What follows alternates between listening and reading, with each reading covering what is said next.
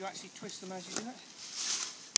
And they stay, I mean, it's like a staple thing, but they've actually got a bit of spring in them when you do that.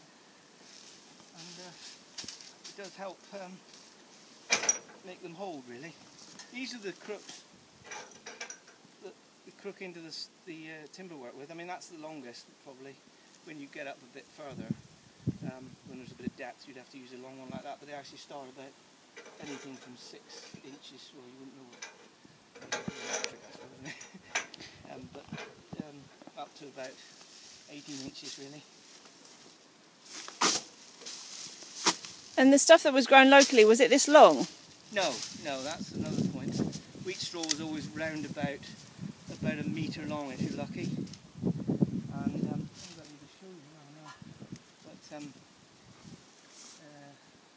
yeah, different stuff. And obviously, it's had a head on it for that was wheat.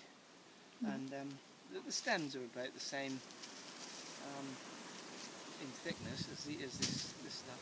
So this job goes quicker. This goes quicker if they're longer. This job goes quicker. Yes, it does. The courses can be a bit longer because then, and the course is, each strip is a course that I'm doing now. Wheat straw would be slightly less, yeah. And of course, with it being shorter, it goes in a bit more level because you need a certain depth. So that would be a little bit more level.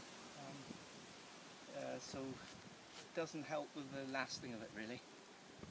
There's a happy medium with thatching between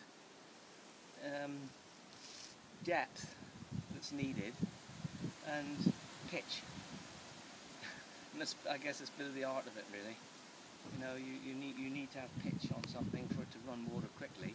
But if you've got too short a reed, and obviously they had good and bad years with wheat straw. When you had a bad year when perhaps it was a bit like the beginning of this year when it was very hot and no moisture in the ground. If the reed didn't grow very high, you got a very short stem, and that would have, well, you couldn't put it on very thick because it was too short, but then and also it would be quite level because it wouldn't have the pitch, you see. And that's why, in a way, a lot of them have gone over to this over the years because it's a better length reed and it's harder. But that's not the full story. I mean, in actual fact, in the 60s, wheat straw lost a lot of popularity with farmers because they started using a lot of nitrogen, and they forced it up. They made the stems longer, and obviously the wheat head would be bigger, because they put a lot of nitrogen on the ground. But it took a while for the thatching industry to realise, but these roofs were wearing out very quickly because with nitrogen, putting nitrogen on a crop, every time it rained, it washed some nitrogen into the ground, and it would grow very quickly for a while, and it would slow up, and if it rained again, you'd get these fits and starts, and they found that that's how it was wearing out.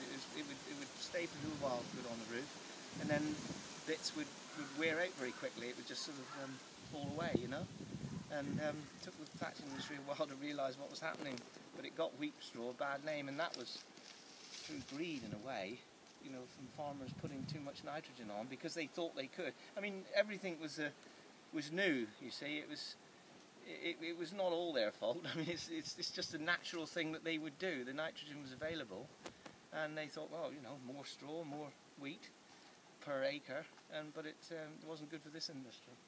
But it cost them in the end because people went over to this stuff, and it's never come back really. Well, it hasn't come back as it probably should have, and I don't think it ever will really. I mean, as I say, there are areas that still insist on like for like, but where it's already been changed, the roof's already been changed to water reed.